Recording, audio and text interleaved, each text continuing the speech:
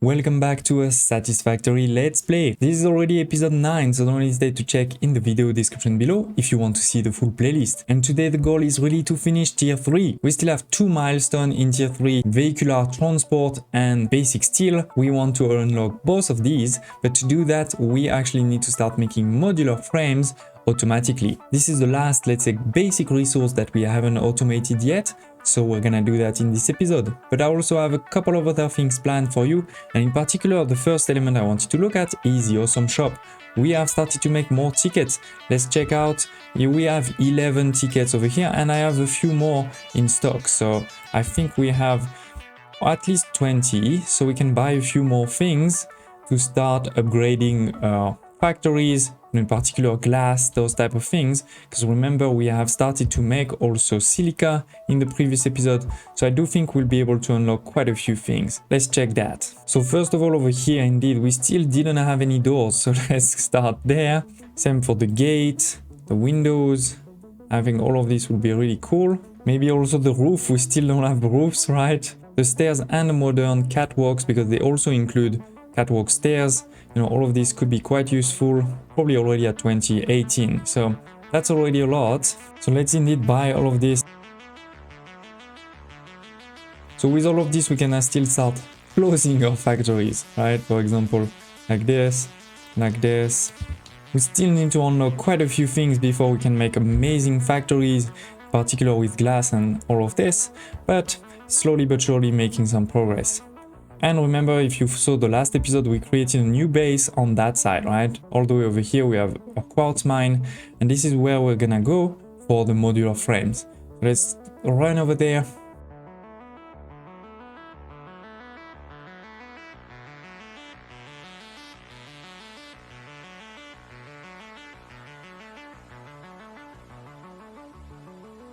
And here we are. So the quartz, remember, is just behind this mountain, right? And we saw that there was a lot of iron over here. And I started to build the first one. We have a mine over here. This is Mark 1, of course, on the pure, so 120. And this is going up to start going into the factory. And again, as always, when I create a new factory like this, I didn't make it pretty. We can do that after I show you what's actually happening. The iron is coming all the way over here, right? Going into, as always, a sandwich layer, which is for all of the belt, right? So all of this is hidden. I'll explain to you just after what's happening.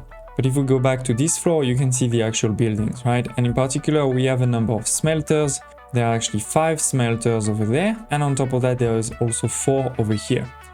Those 4 actually go directly into constructors. Why? Because remember, those smelters are making 30 ingots, which is exactly what you need for the iron plates, right? You need 30 and then you make your iron plates. So I calculated how many I needed and that's what we're doing over there, right? These ones are only iron plates. Then we have all of these creating ingots, and those ingots are going to go over here and they're going into all of those constructors. There are actually 9 constructors over here and they're making roads. Some of those rods are going to be used directly and some of those rods are going to be transformed into screws. So let's go back a bit into the logistic layer so I can show you exactly how it's working. Of course, as always, also don't hesitate if you have any questions, thoughts, I'd love to hear about them. But yeah, basically, you know, this is coming over here and then start being split into 2 layers. One is for the 4 smelter we saw here and the other layer on that side is for the 5 smelters. And then those small smelters there, they're going directly into the constructors, and then the constructors are outputting some of those iron plates, right? And they're being merged. You can see over here, we have number 1, number 2, number 3, and number 4, and they're all being merged into this elevator over here. On the other hand, for the other ingots, right, the other 5 ingots, they're being merged together, going into this belt over here, and this belt is then split into 2. Right, these are all the constructors we saw at the top that are making roads. Right, so we have 5 on this side, 4 on the other. That's a pretty easy and clean way, and then we're making roads, right?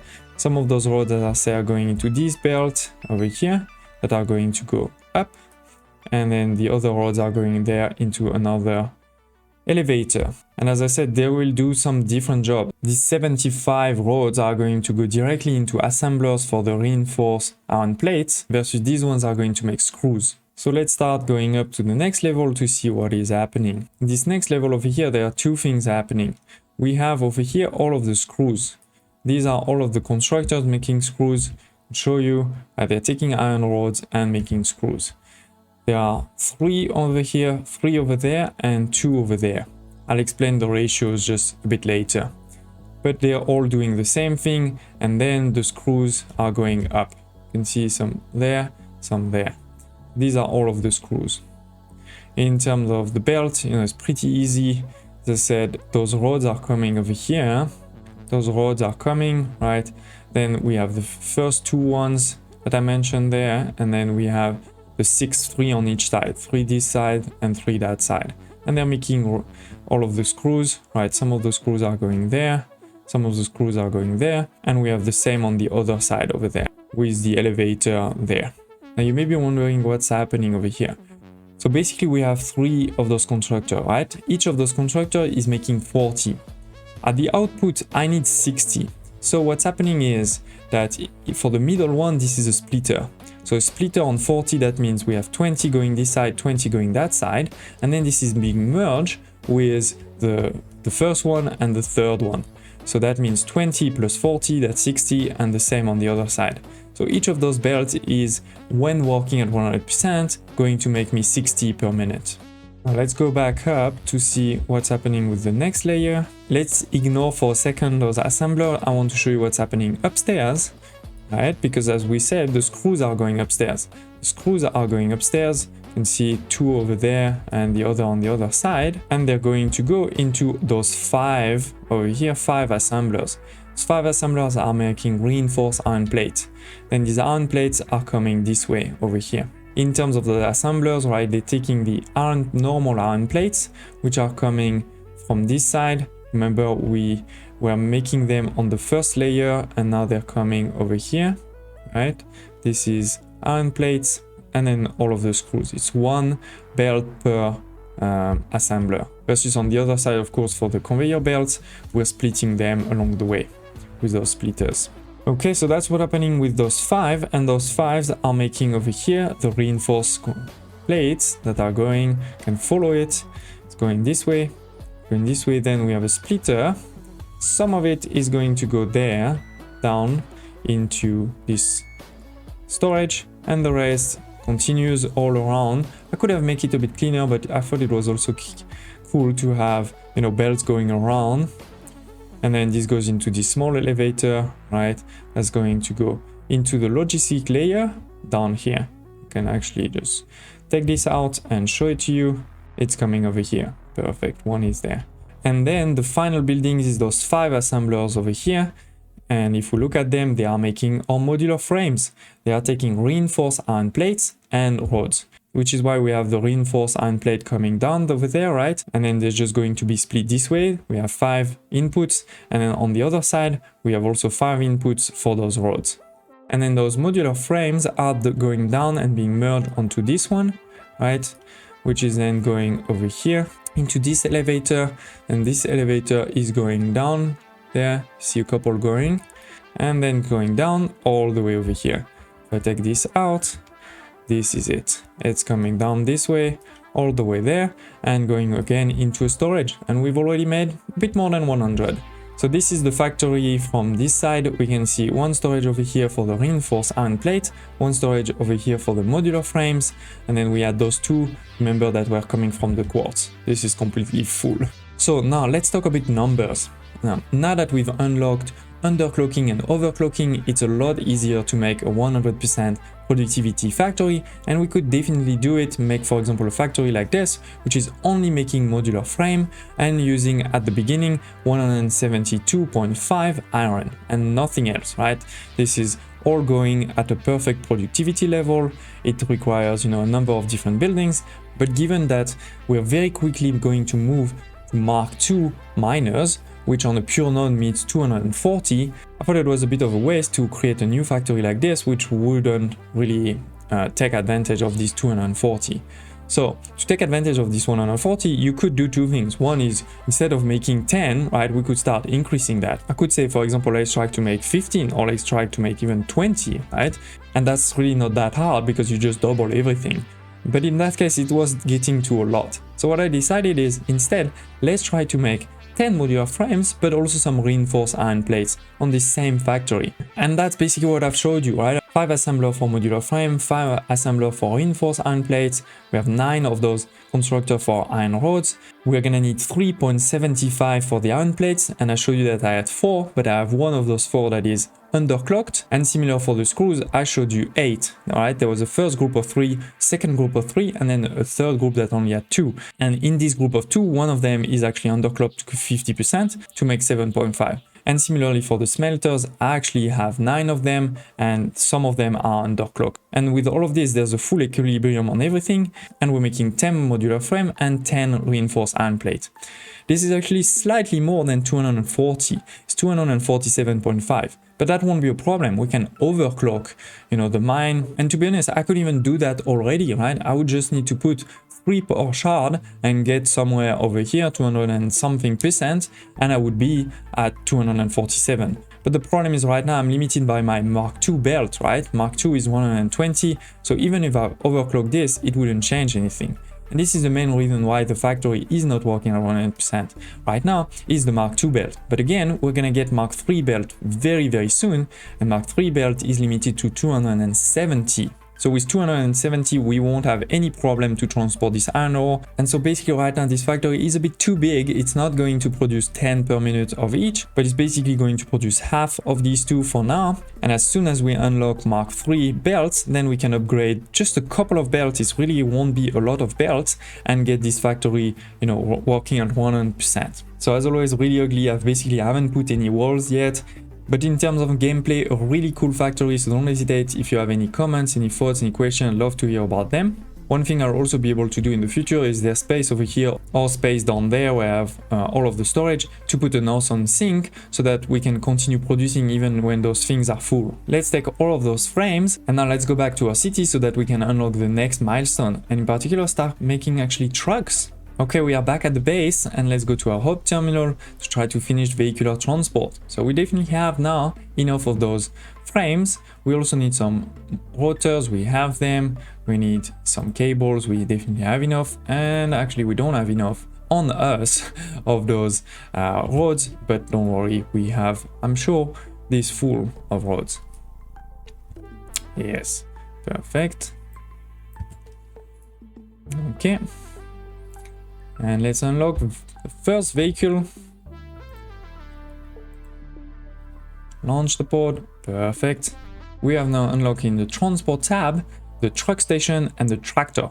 The tractor has 25 slots. If, for example, each of your slots is 100 resources or 200, you can see this is already quite a lot. And actually, we have the resources, so let's build one. And here it is. We can press E to drive it, but right now it's not moving, as you can see, and it actually took me quite a while the first time to figure out why.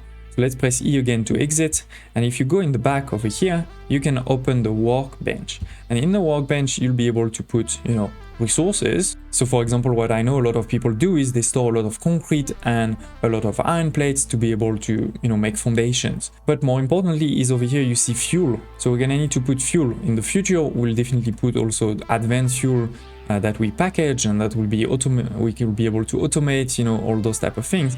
For now, we could put our solid biofuel, right? And with that, we can start moving. Just use your normal, WASD to move. You do need to be careful. It's not like you can go above everything, so sometimes you may get stuck. And that's also why usually when you start really using trucks, you start actually building roads. And by roads, it's foundations that 2 or 3 tiles wide that will go from one path to another. Now what's really cool also with vehicles is you can record the route and then tell them do that route again. Right, so you can also start automating transport. But to really be able to automate transport, to be honest, you'll need to be able to automate fuel into the transport. So we're not gonna do that right away. In the meantime, let's go back to see what we need for the next level. We have also unlocked, by the way, the truck station. And as I said, this is where you'll be able to then automate, resource pickup and delivery. And let's check what is the next milestone now. Our next milestone to finish tier 1 is a basic steel production. need again a couple of modular strains, motors, and everything that we have. So let's select the milestone, and we just need to wait for 1 minute to be able to deliver all those things. So this is why at the beginning I really suggest you build all of your factory very close, and it's very easy to just pick up resources without having a hub dedicated for that. While we're waiting, one thing I did want you to check is how we're doing on a plate over here, on smart plating. As you can see, we've basically filled the whole thing. So let's pick everything up that we can, deliver already to our elevator, because we need 500, quite a lot. Deliver everything, and that's done. We have already delivered 500. So then we can put everything back. And the idea is this small factory, then I can also put an awesome sink, you know, because these will definitely give me a lot more points than what else. But first, let's just fill this. Okay, so now we have that 1 minute has passed. We can deliver the other resources. So first, the modular frames, then the rotors, then the concrete, and lastly, the wires. And here it is, basic steel production unlocked. And that is definitely a lot of new buildings. The foundry uses a lot more resources. It uses a lot more resources than the smelter. Remember, the smelter was just a bit of roads and a bit of wires. This one is modular frames, rotors, and concrete. So again, why you want to make sure you automate the rotors, you automate the modular frames, all those type of things. And as you can see on the image, it also has 2 inputs, right? It's gonna take 2 inputs to make 1 output. Let's build one just for me to show you, right? So we have the 2 inputs over there and the output on the other side. For now, we can only make steel ingots, which will use both the coal and the iron ore. This is the only building we've unlocked, right? But we've unlocked these new steel ingots, and with those new steel ingots, we'll be able to make steel beams and steel pipes. And finally, also versatile frameworks. These two will be in the constructor, normal constructor, because they only take one thing. You can see steel beams over here, 60 steel ingots to make 15 steel beams. So it's quite a lot. And over here, 30 steel ingots to make 20 steel pipes. So it's a bit easier for this one. And then lastly, if we build an assembler, we also have now in the assembler the versatile framework, the second resource for a space elevator. For this one, we're gonna need modular frame and steel beams. So again, another reason why you need to automate the modular frame and of course the steel beams. With that, we have finished tier 3 and we can move to tier 4 in the next episode, where for example, we'll be able to unlock the Miner Mark II in this advanced steel production. We'll also have Logistic Mark III, where we get the conveyor and the lift, of course. There's also the Hypertube. With the Hypertube, we can start moving long distances, you know, sort of automatically. It's not like instantaneous, but it's very quick. And in particular in factories, that's really cool. You know, with that, you can build sort of elevators inside your factories. And finally, we also have improved melee combat, which, by the way, we could already unlock. We have all of this easily, which will give us a Xeno Basher, which is basically an improvement of our taser. It's a long sword instead of just a taser. So that will definitely be something we'll unlock very soon. So it is, ladies and gents, episode 9. As always, don't hesitate to share any thoughts, comments, questions that you may have in the comments below. I'd love to hear about it, in particular if there are things you want to see in the next few episodes. Next episode is already episode 10, and it's definitely going to be a cool one because we're going to start steel. I hope you're excited. Don't hesitate to smash the like button, and I hope to see you next time.